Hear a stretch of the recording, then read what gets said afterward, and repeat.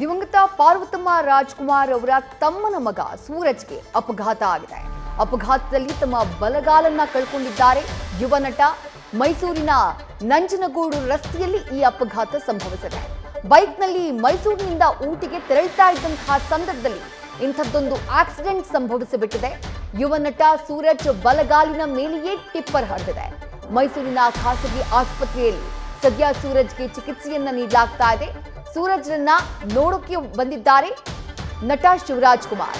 ಭಗವಾನ್ ಶ್ರೀಕೃಷ್ಣ ಪರಮಾತ್ಮ ಚಿತ್ರದಲ್ಲಿ ನಟಿಸಿದ್ರು ಸೂರಜ್. ಊಟಿಗೆ ತೆರಳುತ್ತಾ ಇದ್ದಂತಹ ಸಂದರ್ಭದಲ್ಲಿ ಮೈಸೂರಿನಿಂದ ಊಟಿಗೆ ತೆರಳುತ್ತಾ ಇದ್ರು. ಆ ಸಂದರ್ಭದಲ್ಲಿ ಈ ಅಪಘಾತ ಆಗಿರೋದು.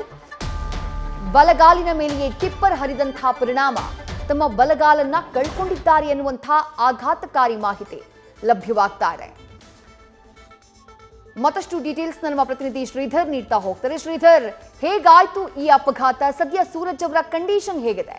ವಿದ್ಯಾ, ಚಿತ್ರರಂಗದಲ್ಲಿ ದೊಡ್ಡ ಕನಸನ್ನು ಹೊತ್ತು ನಾನೊಬ್ಬ ಹೀರೋ ಅಂತ ಅನ್ಸ್ಕೋಬೇಕು, ನಾನೊಬ್ಬ ಒಳ್ಳೆ ಕಲಾವಿದ ಅಂತ ಹೇಳಿ ಪ್ರೂವ್ ಮಾಡಬೇಕು ಅಂತ ಹೇಳಿ ಕಳೆದ 5 ವರ್ಷದಿಂದ ತನ್ನದೇ ಆದ ಕಸರತ್ತನ್ನ, ತನ್ನದೇ ಆದ ಬ್ಯಾಕ್ಗ್ರೌಂಡ್ ಇದ್ದರೂ ಕೂಡ ಸಿನಿಮಾ ಆಗದೆ ಒದ್ದಾಡ್ತಿದ್ರು ಸೂರಜ್ ಅವರು. ಭಗವಾನ್ ಶ್ರೀಕೃಷ್ಣ ಪರಮಾತ್ಮ ಅನ್ನೋ ಸಿನಿಮಾದ ಮುಹೂರ್ತ ಕೂಡ ಅದ್ದೂರಿಯಾಗಿ ನಡೆದಿತ್ತು 2020 ಆಗಸ್ಟ್ ತಿಂಗಳಲ್ಲಿ. ಆದರೆ ನಿರ್ಮಾಪಕರು ಮತ್ತು ನಟರ ನಡುವೆ ಒಂದಷ್ಟು ಮನಸ್ತಾಪದಿಂದ ಆ ಸಿನಿಮಾ ನಿಂತೋಯ್ತು. ತದನಂತರ ಅವರ ಯಾವುದೇ ಸಿನಿಮಾ ಟೇಕಪ್ ಆಗಲಿಲ್ಲ. ತಾನೊಬ್ಬ ಹೀರೋ ಆಗಿ ಪದಾರ್ಪಣೆ ಮಾಡಬೇಕು ಸ್ಯಾಂಡಲ್ವುಡ್ ಇಂಡಸ್ಟ್ರಿಗೆ ಅನ್ನೋ ಕನಸಾಗಿಯೇ ಉಳಿದಿತ್ತು. ಆ ಪ್ರಯತ್ನದಲ್ಲಿ ಇದ್ದರೂ ಡಿಸೆಂಬರ್ ತಿಂಗಳು ಅವರ ಹೊಸ ಸಿನಿಮಾ ಸೆಟ್ ಏರಬೇಕಾಗಿತ್ತು. ಇಷ್ಟೆಲ್ಲ ದೊಡ್ಡ ಕನಸು ಮತ್ತು ಕಸರತ್ತನ್ನು ಮಾಡ್ತಿದ್ದಂತಹ ಸೂರಜ್ ಅವರಿಗೆ ಇದೊಂದು ದೊಡ್ಡ ಆಘಾತ ಅಂತ ಹೇಳ್ಬೋದು.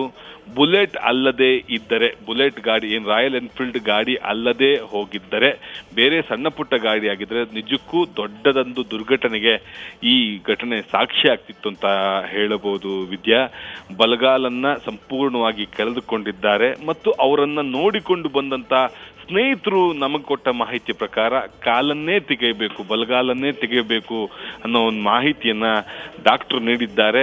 ಸದ್ಯಕ್ಕೆ ಪ್ರಜ್ಞಾಹೀನ ಸ್ಥಿತಿಯಲ್ಲಿ ಸೂರಜ್ ಅವರು ಇದ್ದಾರೆ ಅನ್ನೋ ಮಾಹಿತಿ ನ್ಯೂಸ್ ಫಸ್ಟ್ಗೆ ಲಭ್ಯವಾಗಿದೆ. ವಿದ್ಯಾ, ಥ್ಯಾಂಕ್ ಯು ಶ್ರೀಧರ್ ತಮ್ಮೆಲ್ಲ ಡೀಟೇಲ್ಸ್ಗೆ. ನ್ಯೂಸ್ ಫಸ್ಟ್ ಪ್ರತಿಕ್ಷಣ ನಿಮ್ಮ